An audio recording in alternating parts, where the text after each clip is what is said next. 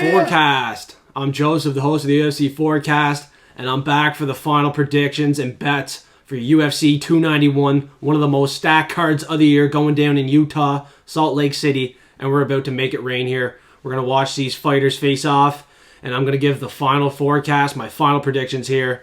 Missing the co-host Loaf once again, cannot get a hold of him, so don't forget to smash the like button. I really appreciate that support, and suplex that subscribe button if you have not yet, because once we hit that 500 subscribers, I'm going to give away $500 in Discord. If you want to join Discord, it's absolutely free. I post the locks in there, my dogs in there, props of the week in there, and there's also a great community going and growing right now as we speak, so I hope to see you guys in the Discord chat. And if you're looking for access to my bets, you have to join Patreon for $5 a month, early and exclusive access to all my bets. We have a Platinum Picks, Forecast Forensic as well. Starting it off with the fight between two bad motherfuckers for the BMF belt. It's going to be a good one. Dustin Poirier, Justin Gaethje. Gaethje's a little bit taller. Last time he got knocked out in the 4th round against Dustin Poirier. Poirier has crisp and clean boxing. He also has a black belt in Brazilian Jiu-Jitsu. Like I mentioned on the early prediction show, I kind of think he's going to take this to the ground eventually. Gaethje will be kind of tough on the feet, you know what I mean? He's quick and he's durable as well. Both these fighters very durable, but both of them have been submitted to Charles Oliveira, Khabib Nurmagomedov, but Dustin lasted to the 3rd round with both of them. Gaethje was submitted a little bit quicker, and he struggled a lot more on the ground against them. I think Dustin has the advantage on the ground, and I think he's going to take it there, so that's my prediction. I think he gets it done by submission. Like both these guys said, it's a legacy fight, and Dustin Poirier has 2 big wins over Conor McGregor, finished them in both of them, and he just submitted Michael Chandler. I think he gets another finish here against Justin Gaethje, and gets that bad motherfucker belt wrapped around his waist. And next up, we got the former light heavyweight champion Jan Blachowicz versus the former middleweight champion Alex Pereira. And both these guys fought Israel Adesanya. A lot of people, they're going to talk about that. But Jan Blachowicz, he's good all around. He has a good grappling game. He has that Polish power in his punches as well. But Alex Potan Pereira is a little bit different, right? Former world champion kickboxer, and the UFC thinks highly of this guy. Within 4 fights, he was already fighting for a title, and he ended up getting that belt against Israel Adesanya in the 5th round by knockout the first time around. The second time around, he had a tough time cutting weight. Now he's at 205. He's putting on more weight. He's going to hit a lot harder. He's not going to have to struggle with the weight cut, and he looks very good. He has Glover in his corner as well, so I just expect him to be improving his takedown defense, which his takedown defense isn't bad at all. I look back at the Bruno Silva fight. He got taken down 2 times on 8 attempts from Bruno Silva. I know there's that chance that Blachowicz can come in here, get the takedowns in control time. It's a coin flip fight, but I'm locked in on Alex Pereira this week. I think he's going to find that knockout. His power is different, nothing like Jan Blachowicz has ever faced before, and he's about to feel it, and I think Jan Blachowicz is going to be sleeping. And I can see this one ending early if Jan Blachowicz comes in here with a silly game plan of trying to keep it on the feet with Pereira. Next up, we got Derrick the Black Beast Lewis and Marcos Rodrigo de Lima. And these guys were supposed to be on the prelims. Now they're on the main card. 3rd last fight of the night. And my pick's staying the same here. I think Derrick Lewis is going to find that knockout shot. I know he lost his last 3 fights and didn't look great, but it was literally to Spivak, Sergey Pavlovich, and Tai Tuivasa. All 3 of these guys would have smashed de Lima. I think Derrick Lewis coming in here with the 6-pack is going to hit super fucking hard. Elevation's not going to matter because he's going to finish the fight in the 1st round, right? Both these guys cannot go 15 minutes at elevation. So inside the distance on whoever you guys think is going to win, I'm going with the underdog. He's $275. That's insane price for Derrick Lewis. And if you're looking to bet it by KO, it's $350. There's no way this fight goes the distance. There's no way Derrick Lewis can find that submission. He's the knockout king for a reason. And when you see him weigh in with a 6-pack, you got to smash that knockout prop and not think too much of it.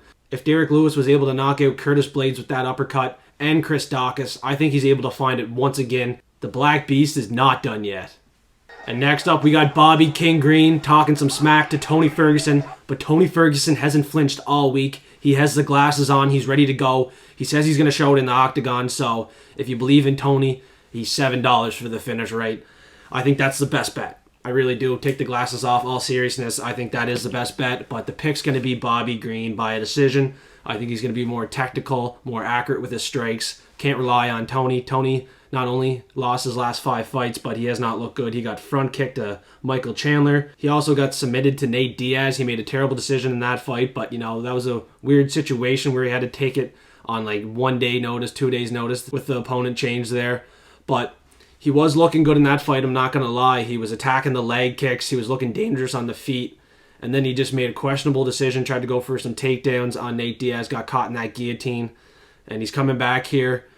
He's not that active anymore, and I don't know if he's still got it. Like, who's he training with? I don't believe Tony is training with high-level guys in the gym, but on the other hand, I don't know if Bobby Green is either. So this is going to be a fun fight. I'm super pumped for this one. This is one I've had circled on this card that I don't want to bet, but I really want to watch. But for the pick, I got to go with the higher strike and accuracy of Bobby Green to get this one done by a decision. But not going to lie, Tony Ferguson is the bet. I already have a little sprinkle on him. And next up, we got Kevin Holland going back to work, big mouth, against Michael Chiesa. Glasses are going back on, and I think Kevin Holland's in a tough fight here with Michael Chiesa. Chiesa made weight. He's ready to go here. He's going to look to take Kevin Holland down. The question is, can Kevin Holland defend those takedowns? And I really think he can here. With a 5-inch reach advantage, he's going to land more strikes per minute. He's going to be super accurate in there, and I wouldn't be surprised if he finds that knockout shot. That last fight with Santiago Ponzinibbio lit him up in the 3rd round, found the finish. And this is also a fight where Kevin Holland's going to be 5 years younger. I think he gets it done here for sure. I have him in a little parlay. I think he's pretty safe to parlay, but it is a little bit dangerous of a fight going against a guy that is very talented on the ground, super equipped. But, you know, at 35 years old, already has a nice comfy desk job with the UFC. I'm not taking him to win. I'm not putting any bets on him. And I will be surprised if he wins. I will be. He has a very low striking output. And with the one-dimensional game plan of trying to take Kevin Holland to the ground, it's not going to work out. Kevin Holland is well aware that's what Michael Chiesa wants to do in this fight. And he's going to stop the takedowns and probably find that finish. And next up, we got a banger fight between Gabriel Bonfim and Trevin Giles. And listen, guys, the Bonfim brothers, they're still pretty good prospects. But this one is the real deal. 14-0, 100% finish rate. And he is a technician on the ground. 11 submission wins. I don't think Trevin Giles wants to get taken down and controlled by this guy. And if he does, he's going to get strangled because he has 2 submission losses already to Gerard Meerschaert and Zach Cummins. If they did it, I 100% guarantee you Gabriel Bonfim can do it. He's so much better than they are. And Trevin has 2 other losses, both by knockout. And Bonfim does have 3 knockout wins, but I think he's going to take this one to the ground. Last 4 to the 5 wins by submission. He has 100% takedown defense, 100% takedown accuracy, averages 3 takedowns. This is pretty cut and dry, man. Bonfim submission all day, and I even have it in a little parlay for the Platinum Forecasters on Patreon. So I hope you guys join that. It's only $5 a month, exclusive and early access to all of our bets. And it's also a great way to support us. It's only $5 a month, and we really appreciate it. Next up on the prelims, we got CJ Vergara and Vinicius Salvador. And Vinicius Salvador, bro, his eyes were sunken in. He's another guy that missed weight. He was a couple pounds overweight, and CJ Vergara is still going to take this fight. Both these guys have the sunglasses on, but Salvador has the dark sunglasses on because his eyes are sunken in so bad, kind of like mine. And clearly Vinicius had a tough weight cut in this fight. CJ Vergara looks confident and ready to go, and he does hit really hard. His last fight in Texas, he showed his durability, but he ran around the octagon, running away from Daniel da Silva, another Brazilian. He's going to have to fight another Brazilian here, but this Brazilian, Vinicius Salvador, I don't believe he has the power. And after the weigh-ins, I had a lot more confidence in Vergara than I did earlier in the week. And next up, we got Roman Kopylov and Claudio Ribeiro. And this is another fight I'm looking to snipe a single bet on. And I'm liking the calmness of Roman Kopylov in this one. His hands have looked phenomenal. Super fast, super quick on the feet. But his problem is the takedowns. He needs to be able to stop the takedowns. Looking at his takedown defense right now, sitting pretty good at 90%. I think he can keep it on the feet and get the job done in this one against Claudio Ribeiro, who has been knocked out before to Abdul Razak Al Hassan. He showed us already that he has some holes in his game on the feet, and this is a terrible matchup for him against Roman Kopylov. I believe Kopylov's going to light him up on the feet, find that KO shot. You guys already know I have it in a little parlay for my Platinum Forecasters on Patreon. And next up, we got Jake Matthews, another Brazilian Jiu-Jitsu black belt, against Darrius Flowers. And this is a cut and dry one. You don't have to think too hard about this one. A lot of people are going to look to take the Darrius Flowers side, underdog value, come in here, get the big knockout shot. But his last fight, that was kind of a fluky one, you know what I mean?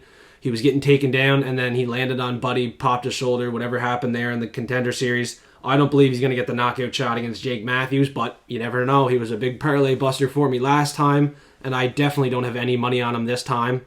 But how I see this fight going is Darius Flowers getting another submission loss. He already has 4 submission losses on the regional scene. His first fight in the UFC is against a guy that fought 17 fights inside the UFC. He has a black belt in BJJ, like I mentioned. 7 submission wins, 5 knockouts, so he's live for the finish.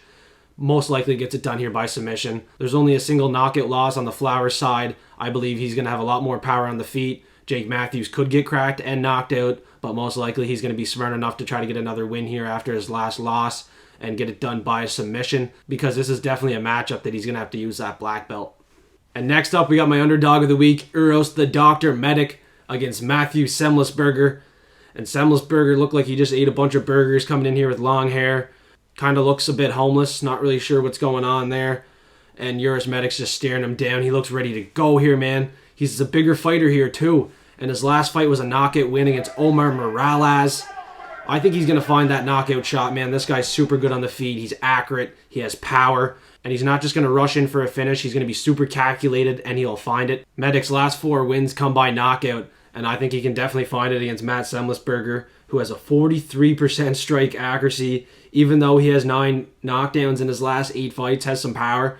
I don't think he's going to have more power than Medic in this one. Medic's looking like the bigger fighter at the face-offs, and I'm super confident in him. He is my most confident underdog of the week, even though I'm taking Derrick Lewis. And I'll probably be looking to take another underdog in the next fight, the first fight of the night.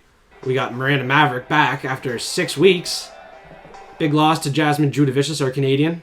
And she's fighting Priscila Cachoeira, the zombie girl, one of my favorite women's fighters. I usually bet her by KO. I already single bet it.